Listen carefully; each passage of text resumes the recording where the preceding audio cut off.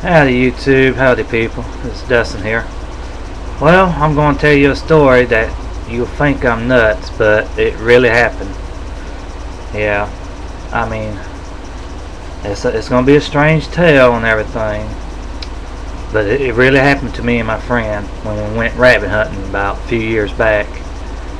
And it's about a UFO and everything. I mean, I know some people do not believe in UFOs, and some people do, but I'm not the type of person that I don't believe it until I see it. And me and my friend saw one, and well, I'm going to tell you. I mean, it's going to sound weird, and you'll think I'm nuts, but that's y'all's opinion. Y'all entitled to it.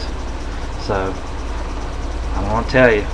A few years back, I think about 2006 or 2007, around that part, me and my friend went rabbit hunting on his uncle's land, and it was getting late at night. I say it was getting around about 6 o'clock, and it was just now about to get ready to get dark, and we shot about 3 or 4 rabbits and stuff. And we was getting closer to a creek bed, and the time we got to the it was an old dry creek bed. And when we got to the creek bed, my friend Rick tapped me on my shoulder and said, "Look up." So we looked up, and what we saw was like a star, but it wasn't no star. It was moving. It was zigzagging. It was going this way, going that way, going up and down till it got closer. Got lower to the ground, to tip top. Getting lower to the tip top of the trees there, and we can make out what it was. And it was a UFO. It was a saucer shape, silver in color, blue and green lights and red lights. It had big light beam underneath, like it was spotlighting on the ground when it was flying over. So me and Rick, we got into a creek bed, and there was a whole bunch of old weeds and stuff. We cover ourselves up so we couldn't be spotted, because this darn thing was right over us. Then it went back and forth. Then it got about 300 yards in the field there, and it landed, and it stood there for a moment, sat there for a moment, and we were just peeping over the creek bed and just looking at this darn thing here. We was in shock. We didn't know what to think.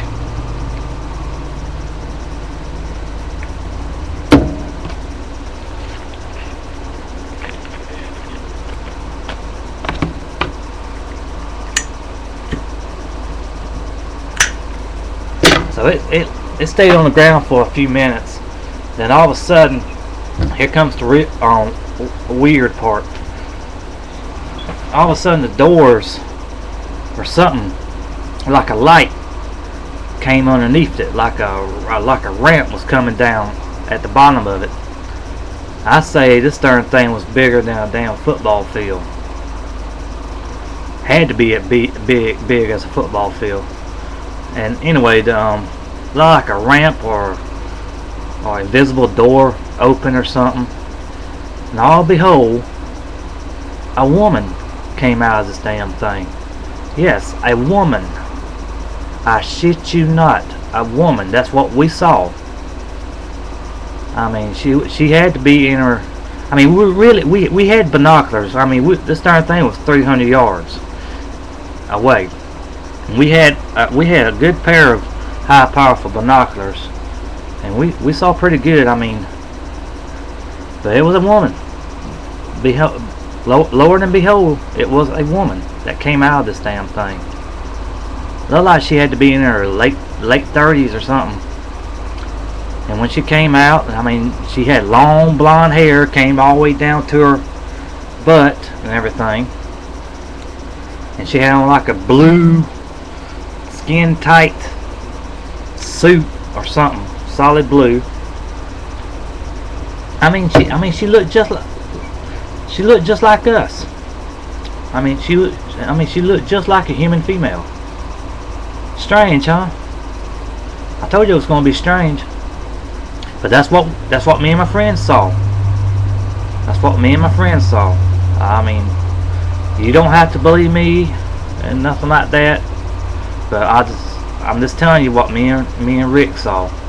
So she came walking out, just stood there, just looking around her surroundings and stuff,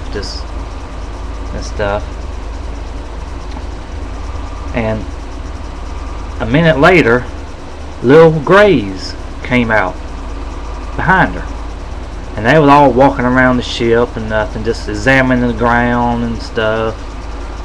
I said, Rick, we need to get the hell out of here, man, before they see us and stuff. I mean, he didn't say nothing. I mean, he was Paul. So, I mean, he was so scared. He couldn't really move. So we kept. I mean, they stayed there for about a few minutes or so until they looked up into the sky or something. I think there was something in the sky that kind of spooked them or something, and they ran back in. The little Grays did, and the woman came about to walk back. Then she turned around, and I had my binoculars focused on her, and she turned around and looked in my direction. And I think she kind of did that or something, I don't know. And all of a sudden she just turned around and went up into the ship, and they took off.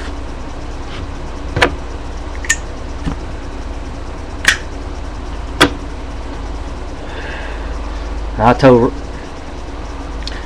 Rick, I said, nobody ain't gonna believe us what we just saw. He said, no, they ain't. So we went back to the house, cleaned the rabbits and all that, and we had some good rabbit stew that night, and we just kept this to ourselves till about a year later, and then we told our friends about it. They thought we was nuts. They thought we was on drugs and we was drinking and all that, but we wouldn't. So we went out the next day to the field, and we saw where the UFO landed. It had a big old burnt circle on the grass there in the field. So my friend took pictures of it, and he's got pictures of it. So I just wanted to tell you that. I mean, UFOs are real, man. UFOs are real. There's some people that don't believe in UFOs. I mean, that's them. But to me, I believe in UFOs because I seen one face to face. I mean, there's in space there's thousands and thousands and upon billions of stars out there with galaxies with life on them. I mean, there ain't no doubt about it. So I just wanted to tell you that. I mean, you don't have to believe it and stuff, but it sounded like a good UFO story. I just wanted to tell you that, but that really happened to me and my friend there. So that's all I have for today. So y'all be good and have a good day, and peace out.